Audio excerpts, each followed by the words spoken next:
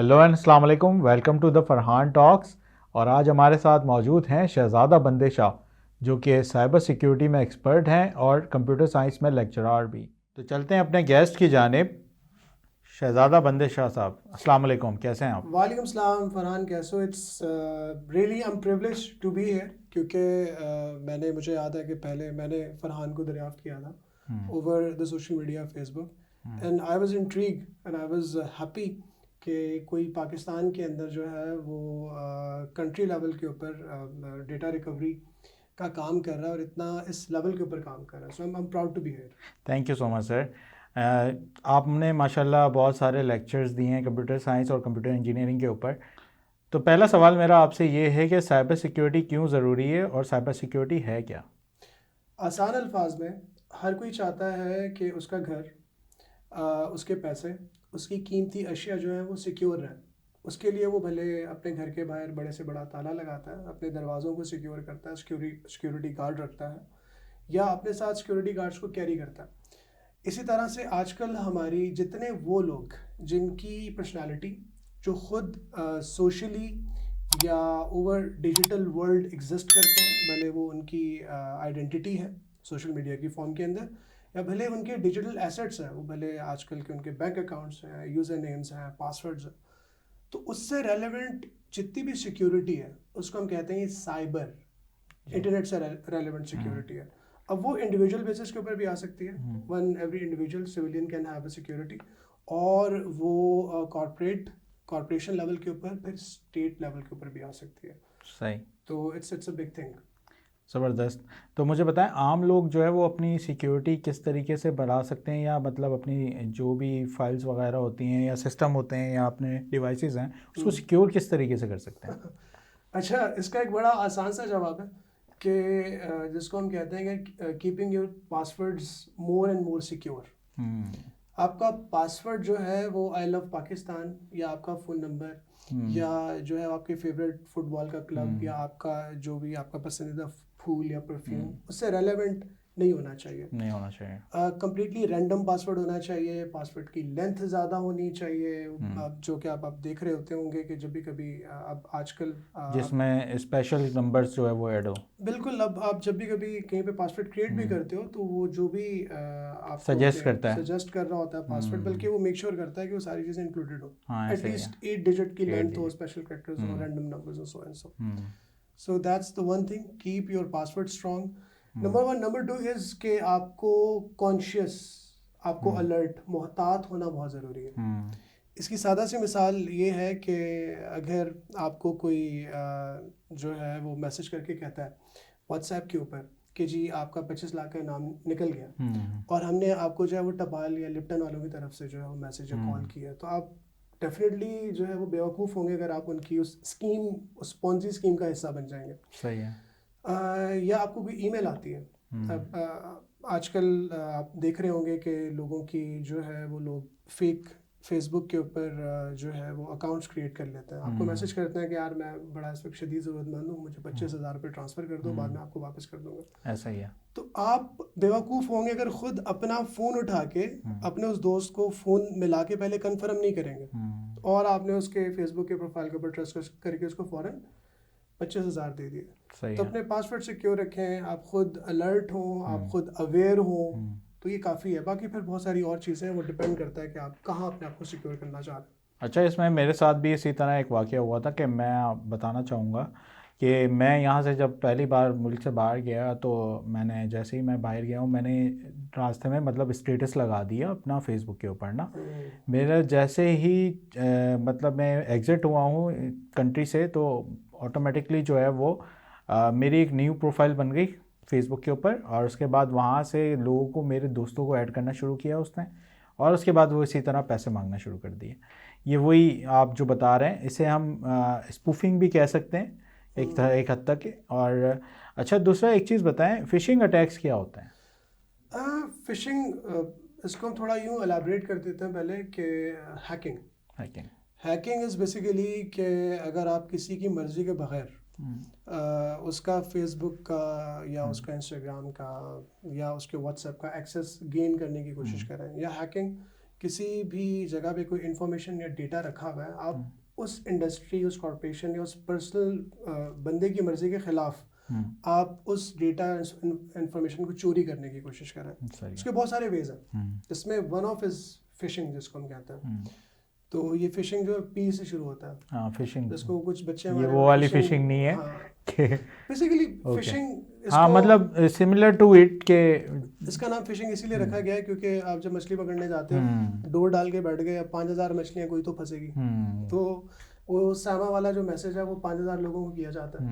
25 लोग तो सामा को जो है वो 50 रुपये का लोड करवाएंगे, और वो सबा इजी लोड वाली आ जाएगी। बिल्कुल, ये भी सही है। तो उसमें ये होता है कि फिशिंग के अंदर आपको ईमेल भी आ सकती है, आपको आपके जीमेल पे या आपके किसी भी जो भी आपका जो है वो ईमेल अकाउंट है उसके ऊपर आपको, लेट्स सपोज फॉर एग्जांपल आपको फेसबुक की तरफ से ईमेल आ गई, उस पर लिखा होगा जी facebook@gmail.com। आपको मैसेज किया जा रहा है कि जी आपका जो अकाउंट है वो हैक करने की कोशिश की जा रही है, अपने अकाउंट को फ़ौरन से पहले सिक्योर करें, इस लिंक पे क्लिक करें जी।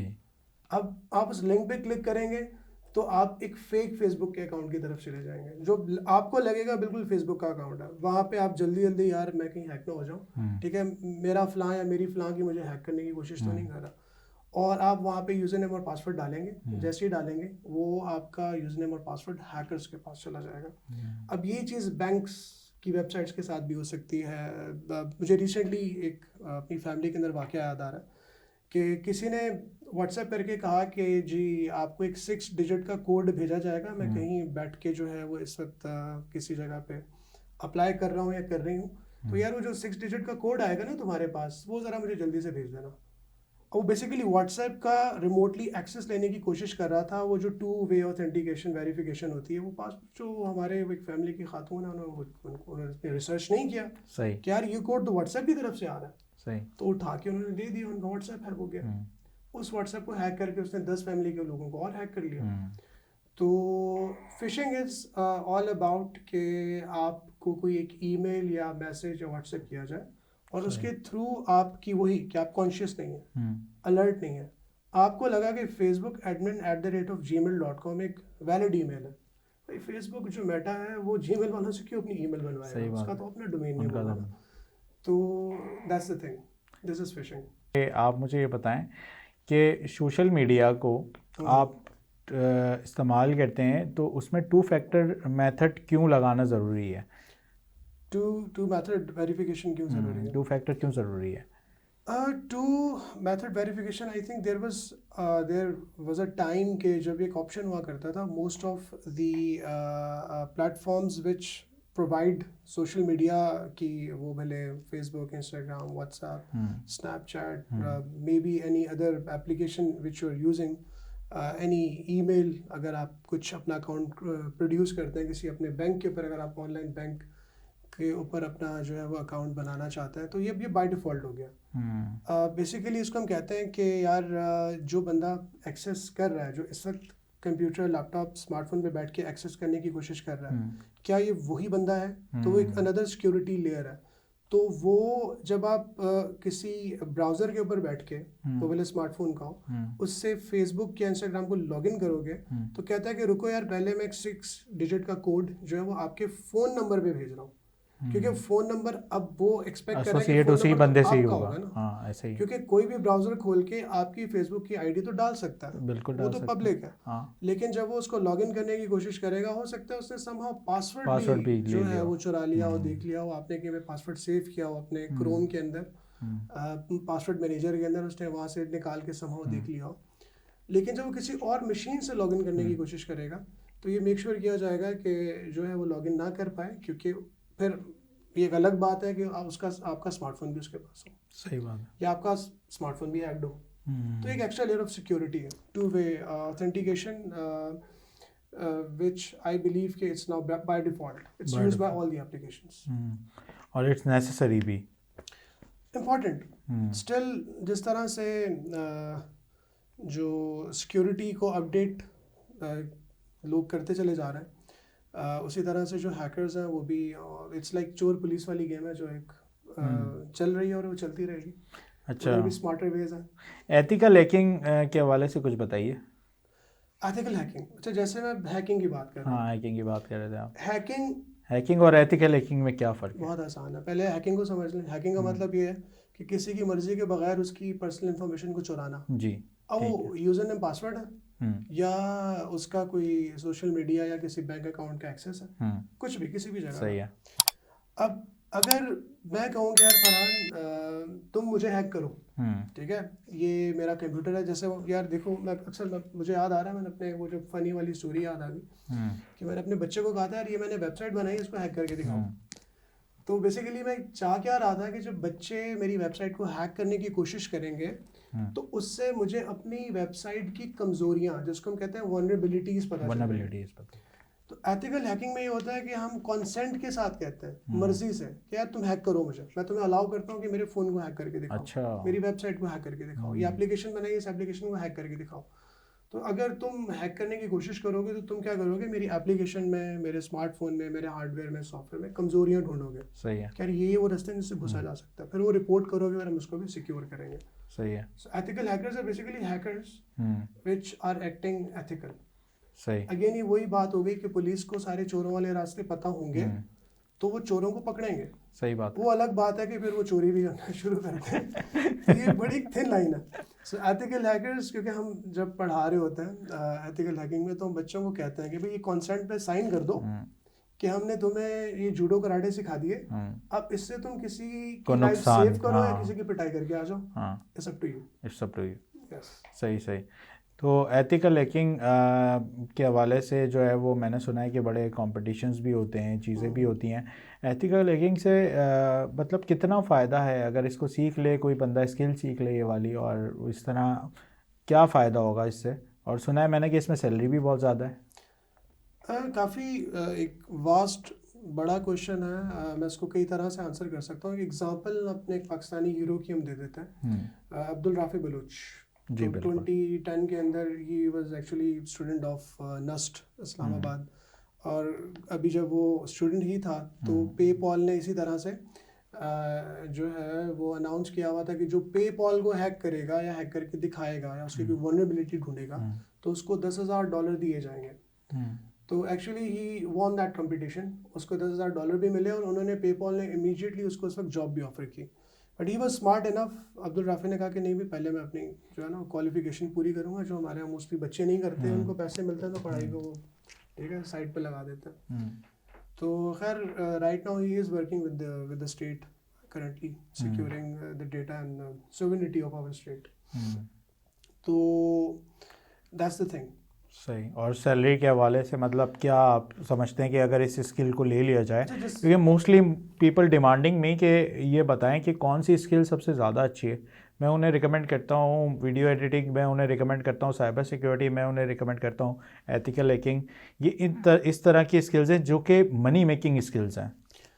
जैसा मैंने अच्छा अब्दुल राफी बलूच की एग्जांपल इसलिए दी थी क्योंकि आप एज अ फ्रीलांस, जैसे बग राउट एक वेबसाइट है, हाँ। जैसे फाइवर और अपवर्क एक वो जेनरिक वेबसाइट्स हैं, तो बग राउट बेसिकली एथिकल हैकर्स के लिए एक वेबसाइट है जिसके ऊपर आए दिन कंपनियां सॉफ्टवेयर, अगर आपने या जैसे मैं आजकल एक दो वेबसाइट्स के ऊपर एप्लीकेशंस के ऊपर काम कर रहा हूँ, सही, और मैं चाहता हूँ कि यार एक प्रॉपर साइबर सिक्योरिटी एनालिस्ट को हायर ना करूं, बल्कि अपनी एप्लीकेशन को सिक्योर करवा लूं, तो मैं उसके ऊपर जाके उसको रख दूंगा कि यार ये मेरी एप्लीकेशन है, इसका ये कोड है, और आप इसको स्कैन करें। डिफरेंट स्कैनिंग टूल्स होते हैं जो एथिकल हैकर्स यूज़ करते हैं, साइबर सिक्योरिटी एनालिस्ट यूज़ करते हैं, और इसकी वल्नरेबिलिटीज़ फाइंड करके दें, फिर इसको सिक्योर करें। सही है। तो बहुत सारे freelance people can earn pretty good, क्योंकि ये फील्ड अभी भी अनटैपेबल है।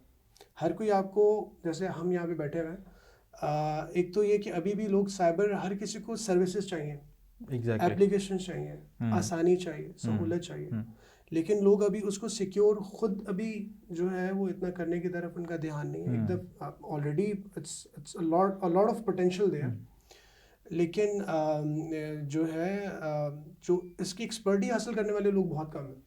सही है। बहुत अपॉर्चुनिटी है। मैं इसको इस तरह से सम अप कर देता हूँ, इसको हम कोट करके रील भी बना सकते हैं। हम पुराने दौर में, आपको पता ही होगा इंटरनेट पाकिस्तान में कब आया, ठीक है। तो इंटरनेट जब पहली बार नया नया इंटरनेट हमारे पास मौजूद आया था, तो आपको पता होगा हम डायल अप मॉडेम से कनेक्ट करते मुझे थे। वो आवाज़ टी का ये वाली आवाज़ भी याद है हाँ, मुझे, ये क्योंकि वो एक पीटीसीएल वायर के ऊपर पीडीसीएल वायर के ऊपर हम कनेक्ट करते थे, और हमें याद है जब हम फ़ोन उठा लेते थे तो हमारा इंटरनेट बंद हो जाता था बंद हो वो जाता डैम, क्योंकि वो पावर जो वोल्टेज है उस तरफ चली जाती थी। बिल्कुल ऐसा ही है। ऐसे के तो वो एक दौर था, वो भी बहुत अच्छा दौर था। उसके बाद ISDN आया, फिर उसके बाद हम जो है वो DSL की तरफ आ गए, ADSL आ गया फिर ADSL हमारे आ गया। पास। उसके बाद अब फाइबर ऑप्टिक की तरफ आ गए। तो राइट नाउ आपको पता ही हॉट टॉपिक है कि पाकिस्तान में इंटरनेट की सर्विसेज के साथ किस तरह जो है वो मामला चल रहे हैं। बिल्कुल, हम ठीक है, डिटेल में नहीं जा सकते, हम डिटेल में नहीं जा बिल्कुल। सकते इतना, लेकिन हम सिर्फ इसके ऊपर ये डिस्कस जरूर कर सकते हैं कि डायल अप के दौर से लेके अब तक के दौर में कितना फ़र्क आया है हमारे इंटरनेट में। तो कभी कभी लगता है कि शायद हम ऐसे तो नहीं कि दोबारा डायलअप की तरफ जा रहे हैं या उससे भी पहले क्योंकि जिस तरह से आज भी मैं सफ़र कर रहा था, हाँ, वो 4G कहने को तो 4G है 4G है, हाँ। लेकिन डायलअप वाली स्पीड मिल रही है। वैसे वो पिक्चर जो है ना, वो टुकड़ों में डाउनलोड हो रही होती है Exactly. पहले वाले दौर में। तो it's quite a journey.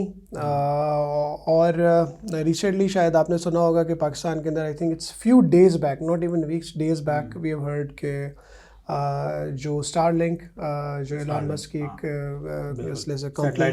Satellite internet का कॉन्सेप्ट, उसके जो 500 प्लस लो ऑर्बिट के अंदर satellites around the world circulate कर रही हैं, तो वो without having any fibre optic जो कि समंदर के रास्ते आ रही है, ऐसा कुछ नहीं है। वो डायरेक्ट आपको अब डायरेक्ट सैटेलाइट के थ्रू इंटरनेट के साथ कनेक्ट हो जाएंगे। सो उसको जो कहा जा रहा है स्टेट लेवल के ऊपर, यही कहा जा रहा है कि जी that's the one another effort कि जो रिक्वायरमेंट है बढ़ते हुए यूज़र्स को इंटरनेट प्रोवाइड करने की, तो वो पूरी की जा सके। अच्छा, इसमें एक फैक्टर है फरहान, मैं अगेन ऐसे ही इसको अगेन क्योंकि थोड़ी बहुत रिसर्च में करता रहता हूँ, कुछ वाइट पेपर्स होते हैं वो पब्लिश होते रहते हैं, उसको थोड़ा पढ़ते रहता हूँ। तो Pakistan is the 5th largest nation when it comes to the जितनी हमारी आबादी है दुनिया के अंदर, when it's come to the population, तो आबादी के लिहाज से 5वां बड़ा मुल्क है, और अराउंड 25 करोड़ प्लस लोग जो हैं वो यहाँ पे बसते हैं। और इसके अंदर जो है पाकिस्तान का जो है 5वां ही नंबर है दुनिया में, अगर मैं गलत नहीं हूँ, 5वां या चौथा, दोनों नंबर आगे पीछे, कि दुनिया का 4था या 5वां बड़ा इंटरनेट कंज्यूम करने वाला मुल्क है ये। क्या बात है, इमेजिन करें।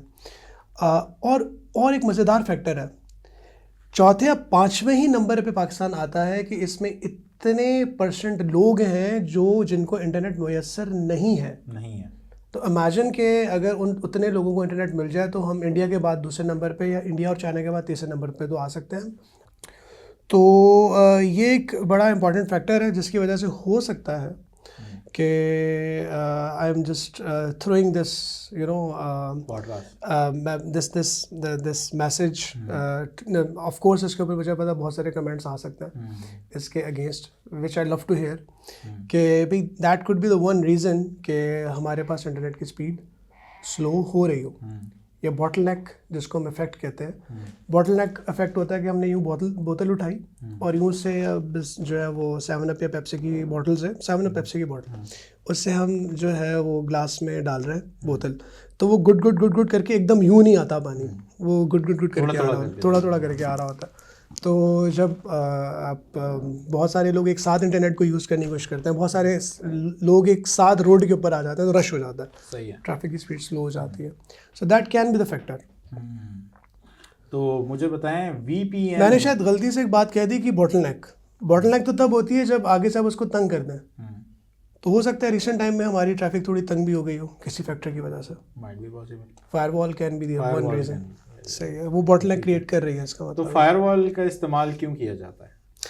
वेरी गुड क्वेश्चन, क्योंकि ये बहुत सारे लोग सुनना चाहेंगे। यार फायरवॉल अगर इसको हम जॉट डाउन करें ना, तो ये एक सिक्योरिटी गार्ड है। आपने अपनी बिल्डिंग के बाहर एक सिक्योरिटी गार्ड को खड़ा कर दिया। सही है। पहले लोग सीधे अंदर आ रहे थे और बाहर भी जा रहे थे, कोई मॉनिटरिंग नहीं थी। सिक्योरिटी गार्ड, अब जब जो कोई भी बंदा अंदर आपकी बिल्डिंग में आने की कोशिश करेगा, सिक्योरिटी गार्ड रोक के उसको पूछेगा कि भाई अपना ID कार्ड दिखाओ। या हो सकता है कि वही आप खुद आ रहे हो, आप तो बॉस हैं, ठीक है, तो वो आपके चेहरे से पहचानता है, आपके जितने कोलीग्स हैं उनको आने देगा। सही है। तो फायरवॉल के पास बेसिकली एक लिस्ट होती है, उसको पता होता है कि ये जो ट्रैफिक जो भी आप आ रहा है, स्मार्टफोन के अंदर अपने लैपटॉप पे आप किसी वेबसाइट को खोल रहे हो, तो उसके आपके स्मार्टफोन या लैपटॉप के आगे एक सिक्योरिटी गार्ड खड़ा हुआ है जो कह रहा है कि हाँ इस वेबसाइट को आने दो आपके फ़ोन के अंदर। सही है। लेकिन वो फायरवॉल, वो सिक्योरिटी गार्ड कहता है नहीं यार ठीक है, इस वाले बंदे को आपकी बिल्डिंग के अंदर नहीं आने देना, ये अननोन है। सही है। समटाइम आपने नोटिफिकेशन देखी होगी आपके फ़ोन के ऊपर आती है कि आपके जो फायरवॉल है, आपके विंडोज़ की फायरवॉल है, उसने डिटेक्ट किया कि भाई ये कोई अननोन वेबसाइट है, उसकी लिस्ट में वो नहीं है। तो सिक्योरिटी गार्ड आपको फ़ोन करके पूछेगा कि भाई सर ये बंदा आपसे मिलने के लिए आया है, लेकिन कौन है ये बंदा? तो हाँ यार रशीद साहब है, इनको आने दो। तो समटाइम बच्चे क्या करते हैं, यार कोई मसला नहीं, क्लिक करो, ओके करो, जाने दो। हाँ, ये एक अनदर फैक्टर है जो कि समझना बड़ा ज़रूरी है कि वो सिक्योरिटी गार्ड जो है वो आपने अपॉइंट नहीं किया, किसी और ने अपॉइंट किया हुआ है, और वो जो कोई और है वो डिसाइड करता है कि आपसे किसको मिलने देना है और किसको नहीं मिलने देना। सही। तो फिर ये होगा कि जो करंट हमारी स्टेट रन फायरवॉल है, जो कि स्कूल यूनिवर्सिटीज़ में भी होता है, आप कभी यूनिवर्सिटी में जाएं, हो सकता है कि आप अपने ऑफिस में ये करते हो कि यार जिन कोलीग्स को मैंने हायर किया हुआ है यार वो फेसबुक यूज़ ना करें, बंद करें। हाँ। इंस्टाग्राम आपने बंद कर दिया ना अपनी बिल्डिंग के अंदर, रिस्ट्रिक्शंस लगा स्टेट डिसाइड करती है कि जी एक्स नहीं चलना चाहिए, हाँ नहीं चलना चाहिए, तो नहीं चलेगा। नहीं चलेगा। तो फायरवॉल बेसिकली क्या कर रही है कि लोगों को लिमिट कर रही है। अब सिक्योरिटी गार्ड खड़ा करने की वजह से, क्योंकि वो हर किसी से पूछताछ भी कर रहा है, तो ट्रैफिक स्लो हो सकती है। उसका तरीका ये होता है, बात सॉरी थोड़ी लंबी हो रही है, कि आप जो है एक ही जगह 2 सिक्योरिटी गार्ड खड़े कर दें, आप एफिशिएंट सिक्योरिटी गार्ड खड़े कर दें, आप थोड़े ज़हीन किस्म के सिक्योरिटी गार्ड खड़े कर दें, आप वहाँ पे बायोमेट्रिक्स लगा दें। समझाने का मतलब ये कि अगर एफिशिएंट आप फायरवॉल को प्लान करके लगाएंगे और उसको सही तरह से जो है वो डिप्लॉय करेंगे तो आपकी स्पीड बॉटलनेक कम हो सकती है। लेकिन अगर आपने उसको सही तरह से प्लानिंग की तरह से सही तरह से डिप्लॉय नहीं किया हुआ तो it can create a big bottleneck, which I believe कि अब बात थोड़ी और आगे हो जाएगी, जिसको शायद हम पहले थोड़ा सा डिस्कस भी कर रहे थे, कि जो स्मार्ट फायरवॉल्स होती हैं जिसका आजकल जिक्र हो रहा है, वो सिर्फ ये नहीं देखती कि डेटा जो ट्रैफिक कहाँ से आ रहा है या कहाँ जा रहा है, वो हम कहते हैं कि वो पैकेट फिल्टरिंग भी कर रही होती है स्पेक्ट्रम को। हाँ, वो उस बंदे की थोड़ी उसकी तलाशी वलाशी भी लेगी यार कि तुम क्या लेके जा रहे हो, कुछ वापस लेके हमारी बिल्डिंग से तो नहीं जा रहे। तो अब वो आपकी इन्फॉर्मेशन को थोड़ा और इन डेप्थ स्टडी करने की कोशिश करेगी। तो ऑफ कोर्स जब वो सिक्योरिटी गार्ड जब ज़्यादा सिक्योरिटी टाइट करेगा तो और बॉटलनेक क्रिएट होगा। तो बाकी ये है कि इसका मतलब हम ये भी ले सकते हैं कि आपकी ट्रैफिक जो है वो इन और आउट अब मॉनिटर भी हो रही है। बिल्कुल। तो अच्छा, दूसरा ये कि वीपीएन जो है वर्चुअल प्राइवेट नेटवर्क, राइट? तो वीपीएन का इस्तेमाल, और हमारे यहाँ तो वीपीएन का इस्तेमाल जो है वो पहले किसी और चीज़ के लिए होता था, अब किसी और बच्चे जो है वो काफ़ी फन फैक्टर है। तो हाँ, तो वीपीएन हमारे लिए कितना फ़ायदेमंद है अपनी डाटा को इनक्रिप्ट करने में? अच्छा, encryption is one thing. Encryption तो ये है कि आपका जो है वो डेटा अगर कोई वो थेफ्ट भी हो जाए तो उसको रीड ना कर पाए। वर्चुअल प्राइवेट नेटवर्क का मेन कॉन्सेप्ट ये है कि जैसे मेरे पास ये स्मार्टफोन है और मेरा इस स्मार्टफोन का अपना एक एड्रेस है और उस एड्रेस से पता चल रहा है कि मैं इस वक्त पाकिस्तान के अंदर बैठा हूँ। तो हम क्या करते हैं कि जी हम एक वर्चुअल का मतलब होता है जो रियल में एग्जिस्ट नहीं करता, तो हमने एक और नेटवर्क जो है वो एक फेक जो है उसका एक इमेज क्रिएट कर दिया और हमने ये कहा कि जी ये बंदा जो है उसे पाकिस्तान में नहीं बैंकॉक में बैठा हुआ। सही है। तो होता असल में ये है कि आपको ऑफ्टन जो अगर आप उसको पब्लिकली परचेज़ कर रहे हैं, जो प्रॉक्सी सर्वर्स हैं वो आपको फैसिलिटी देते हैं कि आप उसके ऊपर वीपीएन क्रिएट कर सकते हो। सही है। तो वो सर्वर्स क्या करते हैं कि आप पहले, जैसे फॉर एग्जांपल मुझे कनेक्ट होना है फेसबुक से या मुझे कनेक्ट होना है एक्स के अकाउंट के साथ, चल एक्स थोड़ा ज़्यादा वो ब्लिंग हो जाएगा, मुझे लेट्स सपोज इंस्टाग्राम के साथ कनेक्ट होना, तो और लेट्स सपोज इंस्टाग्राम जो है वो मेरी स्टेट ने या मेरे स्कूल के अंदर बंद कर दिया गया, ठीक है? तो मैं पहले कनेक्ट होऊंगा प्रॉक्सी सर्वर के साथ, प्रॉक्सी सर्वर को ब्लॉक नहीं किया गया, सही। मैं प्रॉक्सी सर्वर के साथ कनेक्ट हो गया। सही। प्रॉक्सी सर्वर कनेक्ट होने के बाद मेरी आइडेंटिटी को चेंज कर देगा, मेरा सही है। आईपी और मैक एड्रेस चेंज हो जाएगा। अब वो पाकिस्तान वाला नहीं, किसी दूसरे वाले मुल्क का हो जाएगा। सही। अब मैं दूसरा वाला बंदा बन के जाके उस जो है वो इंस्टाग्राम के साथ कनेक्ट हो जाऊंगा। इंस्टाग्राम का जब डेटा प्रॉक्सी सर्वर के पास आएगा तो प्रॉक्सी सर्वर जब मेरे पास भेजेगा तो मेरा वाला जो जो फायरवॉल है वो डेटा सिर्फ ब्लॉक कर रहा है किसके लिए, मेरे लिए। दूसरे वाले वो बैंकॉक वाले बैठे हुए बंदे के लिए नहीं है। तो जब वो रिप्लाई आएगा तो वो डेटा चला जाएगा बैंकॉक वाले बंदे के पास। लेकिन अब प्रॉक्सी सर्वर को पता है कि यार ये हम धोखा दे रहे हैं, लेकिन डेटा जाएगा मेरे पास, आपके पास आएगा। तो वो बेसिकली आप जो है वो इनकैप्सुलेट कर रहे होते हो अपनी आइडेंटिटी को, थेफ्ट अपनी आइडेंटिटी को जो है वो आप हाइड कर रहे होते हो। Exactly. So proxy servers can be good for that, लेकिन व्हाट इफ कि आपका प्रॉक्सी सर्वर ही कॉम्प्रोमाइज हो जाए, वो ही ब्लॉक कर दिया जाए। हाँ, ये भी हो सकता है, लेकिन ये बहुत नेक्स्ट लेवल चीज़ हो जाएगी अगर ऐसा हुआ। नेक्स्ट लेवल चीज़ें ही हो रही हैं। हाँ, तकरीबन। तो VPNs ब्लॉक हो रहे हैं, बिल्कुल हो रहे हैं। रिसेंटली भी है, सुनने में आया था कि VPNs जो है वो बहुत हद तक, वो फिर हमारे माशाल्लाह यूथ है जेन जी, तो वो हमें बता रही थी सर ये वाला VPN लगा है, वो 5000 तो 5000 एक वाला VPN निकाल लेंगे। हाँ, ऐसा ही है। अच्छा, वो किसी ने मुझे एक चीज़ और भी बताई थी कि यार वो यूट्यूब के एड्स वगैरह अगर आपको नहीं देखने हो तो आप VPN कनेक्ट करें। मैं तो खैर इन्हीं पर्पस के लिए इस्तेमाल करता हूँ कि यूट्यूब का अगर एड्स वगैरह आपको ना देखने हो तो उसके लिए आप VPN पे जाएं। और अल्बानिया जो है वो एक कंट्री है बेसिकली, अल्बानिया, हाँ बिल्कुल, वहाँ पे आप जो है वो कनेक्ट हो जाएं। वहाँ पे यूट्यूब का एड प्रोग्राम जो है वो अभी तक वो कह लें कि अलाउ ही नहीं हुआ। इस वजह से, तो इस वजह से वहाँ पे जो है यूट्यूब जितना भी चलता है वो प्रीमियम चलता है, फ्री में, तो ऐड ही नहीं आते उसमें। तो मैं तो खैर इस लिहाज से यूज़ करता हूँ। लेकिन बाकी आप अगर वाया प्रॉक्सी देखेंगे तो आपको बैंडविड्थ तो कम मिलेगी। हाँ, बैंडविड्थ कम मिलेगी, नो डाउट, लेकिन कहने का मकसद ये एड फ्री प्रोग्राम्स तो मिल रहे हैं ना एटलीस्ट, तो ये है बिल्कुल। VPN बेसिकली अगर देखा जाए तो ये एक वन लेयर ऑफ सिक्योरिटी है।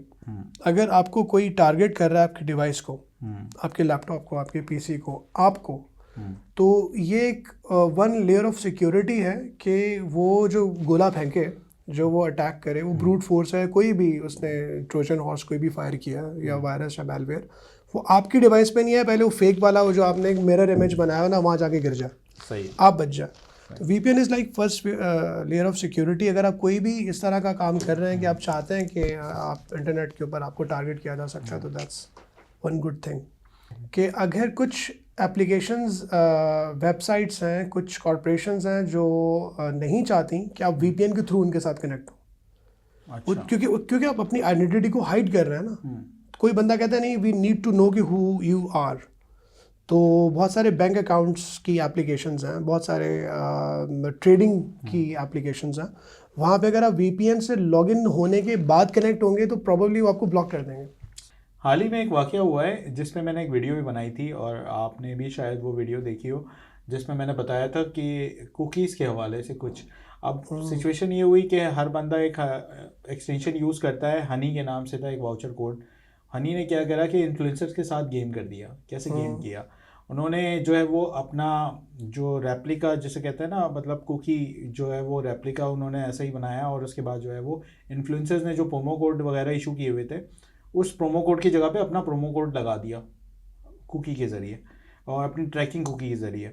और फिर उसके बाद जो है वो जितना भी उससे रेवेन्यू बन रहा था वो इन्फ्लुएंसर्स के बजाय हनी को मिल रहा था। हनी बेसिकली वाउचर कोड के हवाले से यूज़ होता है। तो कहने का मकसद ये, कुकीज़ के बारे में थोड़ा सा बताएंगे, कुकीज़ क्या चीज़ है? खाने वाली नहीं?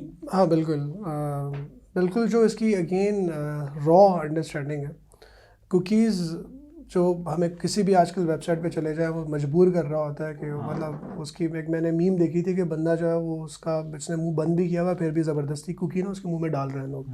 तो आजकल की वेबसाइट्स कुछ ऐसे ही कर रही होती हैं, कुकी खाओ, एक्सेप्ट करोगे वरना हम आगे नहीं जाने देंगे। वो बाईपास नहीं हो रहा होता, वो जो पॉपअप विंडो है, पॉपअप विंडो ख़त्म ही नहीं हो रही होती। तो कुकीज़ बेसिकली हार्मफुल नहीं है। कुकी का main reason in simple words, अगर आप किसी वेबसाइट पे जाते हो और कुकी को इनेबल कर देते हो तो वो वेबसाइट आपके कंप्यूटर या स्मार्टफोन के अंदर एक टेक्स्ट फाइल बना देती है। उसको कहते हैं कुकी फाइल है। अब उसमें इंफॉर्मेशन क्या होती है कि आप उस वेबसाइट पे जाने के बाद लेट्स सपोज आप उस वेबसाइट पे जाके कुछ लिंक्स पे क्लिक करते हो। आपने देखा होगा वो ब्लू कलर के लिंक जब क्लिक करते हो तो पर्पल हो जाता है। और आपने बाद में कंप्यूटर स्मार्टफोन बंद कर दिया या आप कुछ 3 4 5 दिन के बाद दोबारा जब उसी वेबसाइट पर लॉगिन करोगे तो आप देख पाओगे कि आपने जिन जिन लिंक्स पे क्लिक किया था अभी भी वो पर्पल शो हो रहा है। इसका मतलब वो वेबसाइट आपका जो वहाँ पे जाके आप ब्राउज कर रहे हो उसका जो आपका बिहेवियर है वो नोट डाउन करके अपने आपके ही स्मार्टफोन में, लैपटॉप में, पीसी में वो सेव कर रही है। सही है। तो which can be use to help you out as well. Even further जैसे ऑटो फिल वाले ऑप्शंस हैं, आपने कुछ फॉर्म फिल कर रहे हैं और वो इन्फॉर्मेशन आप चाहते हैं कि जितनी फिल की बिजली चली गई पाकिस्तान के अंदर, बाहर वाले लोगों को तो समझ में नहीं आता कि यार ये इलेक्ट्रिसिटी जो है ये जाना भी कोई चीज़ होती है। तो एनी केस, तो जब दोबारा आप लॉगिन करेंगे या दोबारा आप वहीं से शुरू करेंगे तो चीज़ें वहीं से रिज्यूम होंगी। ऐसे ही।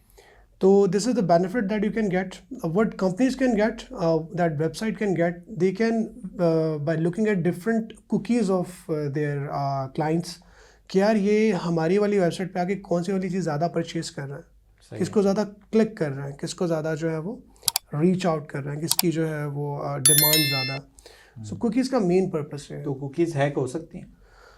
हाँ, कुकीज़ अगेन अगर आपके अगर कंप्यूटर में जो आजकल बाय डिफ़ॉल्ट कुकीज़ जो सेव होती हैं वो इनक्रिप्टेड फॉर्म के अंदर होती हैं, इनक्रिप्टेड होती हैं।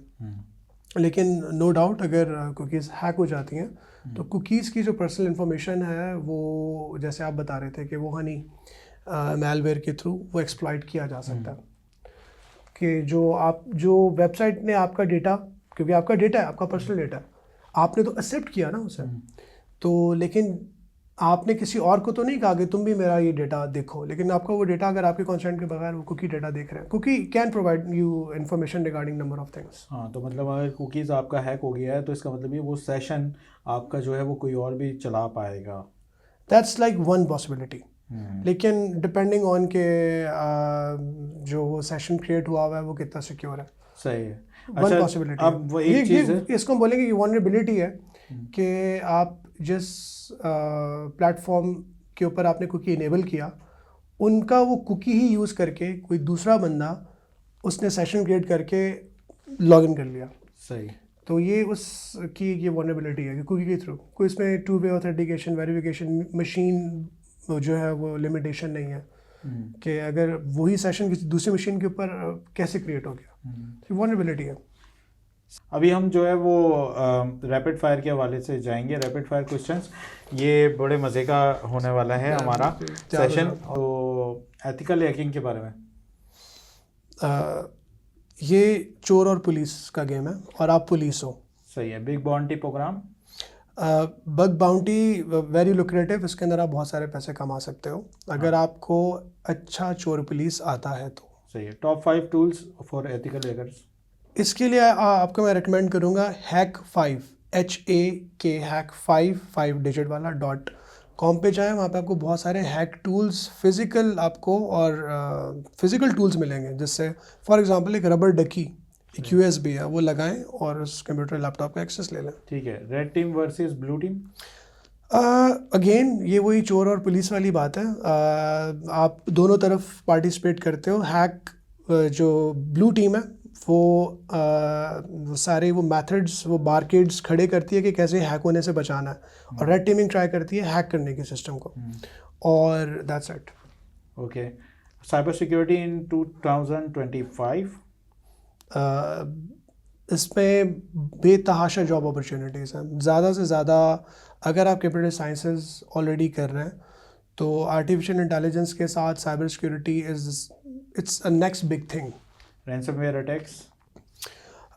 रैंसमवेयर अटैक्स से बचने का तरीका बहुत मुश्किल है, और अगेन फ्री की चीज़ें ना डाउनलोड करें। हाँ, फ्री की चीज़ें डाउनलोड ना करें, और किसी भी चीज़ को कहीं पड़ी हुई आपको USB मिल जाए तो वो ना लगाएंगे, कोई DVD हो, कुछ भी हो, मतलब जो भी अपने कंप्यूटर सिस्टम में डालें बहुत सोच समझ के डालें। Data privacy in 2025। Data privacy, cyber security is like one thing, एक ही चीज़ है। एक ही चीज़ है। मेटावर्स की साइबर सिक्योरिटी। मेटावर्स को भी आई थिंक आने में टाइम लगेगा। 2030 को हम कह देते हैं कि इट्स स्टिल अभी ये ट्रायल एंड एरर वाले फेज में, अभी ये ऑफिशियली किसी भी जगह पे डिप्लॉय नहीं हुआ। Lot of people are working on it. It's again a very next big thing, but it's not there yet. Dark web. Pros and cons दोनों हैं। लोग इसको हमेशा बड़ा ब्लिंग ब्लिंग देखते हैं, लेकिन मैं समझता हूँ कि पॉजिटिव यूज़ भी है इसका, लेकिन अगेन उसके लिए आपका वेल अवेयर होना बहुत ज़रूरी है, ज़रूरी है। किसी की गाइडेंस होना बहुत ज़रूरी है। खैर मैं इसके ऊपर ज़्यादा बात नहीं कर सकता, क्योंकि ऑफ कोर्स डार्क वेब को कोई अभी स्टेट जो है वो ओन नहीं करती, उसके ऊपर कोई भी इनकरेज नहीं करते आपको कि वो आप उसके ऊपर जाएं। और अच्छा, three surfaces of internet, 3 surfaces of web 1.0, 2.0, 3.0, if that's what you're talking about. ना I am talking about deep web, dark web and हाँ ठीक है, 3 सर्विसेज ऑफ इंटरनेट। सबसे जो अगर आप इसको अगेन गूगल करेंगे तो आपको एक पिक्चर मिलेगी एक आइसबर्ग की, जिसमें ऊपर से छोटा सा आपको बर्फ़ समंदर के ऊपर नज़र आ रही होगी, नीचे थोड़ी और बड़ी होगी, that is basically deep web, और फिर उसके नीचे और वो आइसबर्ग बड़ा हो जाएगा, दैट इज़ डार्क वेब। तो basically the amount of data information is जो हम लोगों तक, पब्लिक तक, सिविलियंस तक अवेलेबल होता है, वो सिर्फ टिप ऑफ द आइसबर्ग है, थोड़ा सा। उसके नीचे जो कॉरपोरेशन, स्टेट्स, कंपनीज अपने डेटा को रखती हैं वो डीप वेब के ऊपर रखती हैं, which is a big amount of data which you can not see HTTP www के ऊपर, वेब के ऊपर जाकर आप उस डेटा को एक्सेस नहीं कर सकते। और फिर डार्क वेब है जिसके ऊपर एवरीथिंग इज़ अवेलेबल।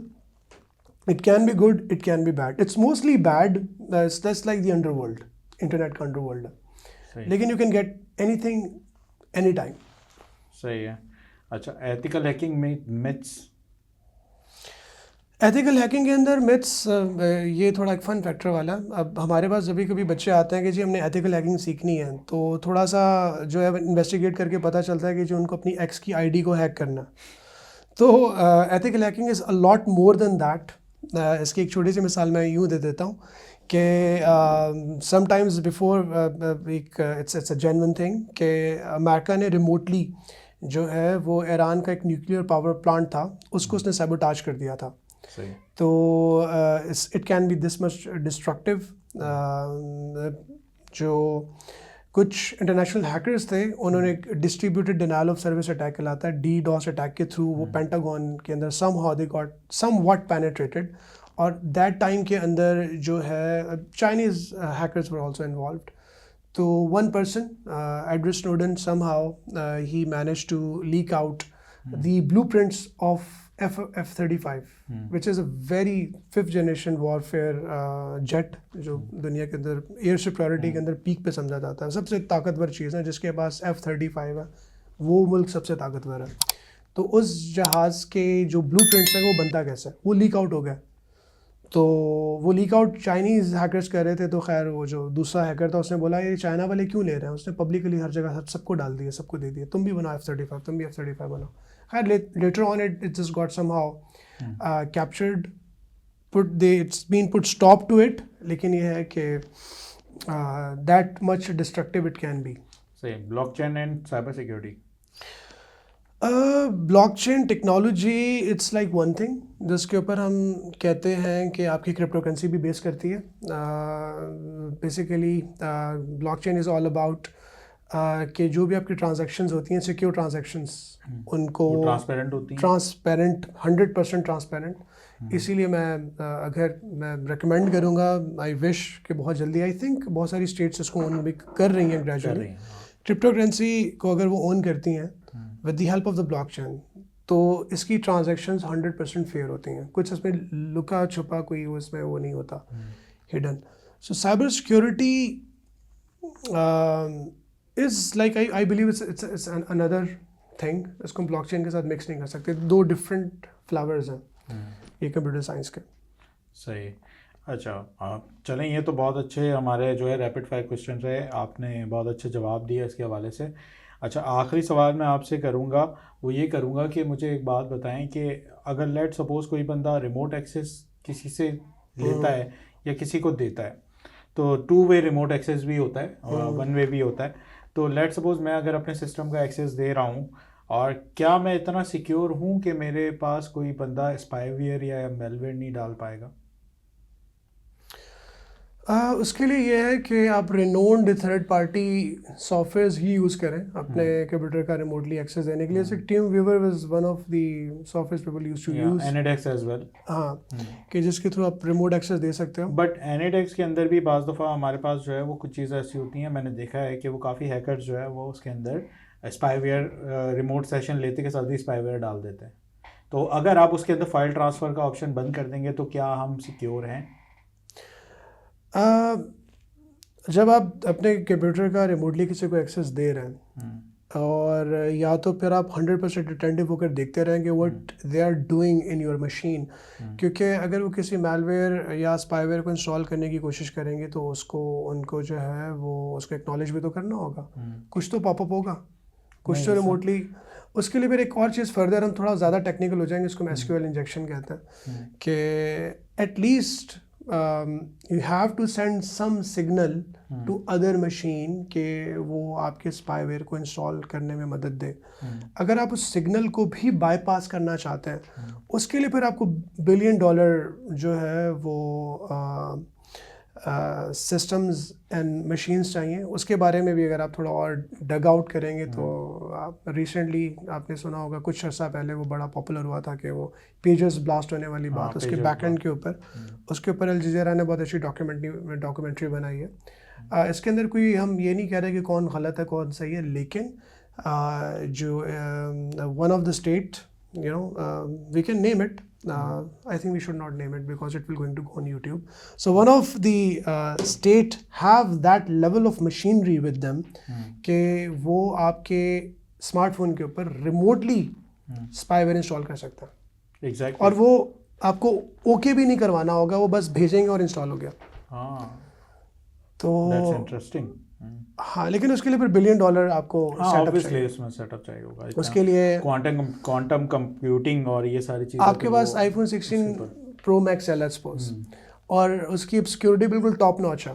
अब उस एप्पल के सर्वर्स का भी उसके पास एक्सेस हो, बैकएंड पे उसके ऊपर समहाउ उसके पास प्रिविलेजेस हो, तो कोई मल्टी बिलियन या बहुत बिगर स्टेट लेवल के ऊपर ये कॉन्स्पिरेसी हो सकती है। ये कोई एक रैंडम अनदर हैकर नहीं कर सकता, उसके लिए बहुत मुश्किल है। अच्छा, last question of the podcast, और ये लास्ट क्वेश्चन ये है कि मुझे एक बात बताएं, मैंने फेसबुक के बानी मार्क ज़करबर्ग को भी जो है वो उसके लैपटॉप के अंदर एक कैमरे के ऊपर स्टिकर लगाते हुए देखा। मैं खुद भी पर्सनली जो है वो स्टिकर लगा के यूज़ करता हूँ, मुझे बताएं ऐसा क्यों है? ये बहुत बहुत मज़े का क्वेश्चन है।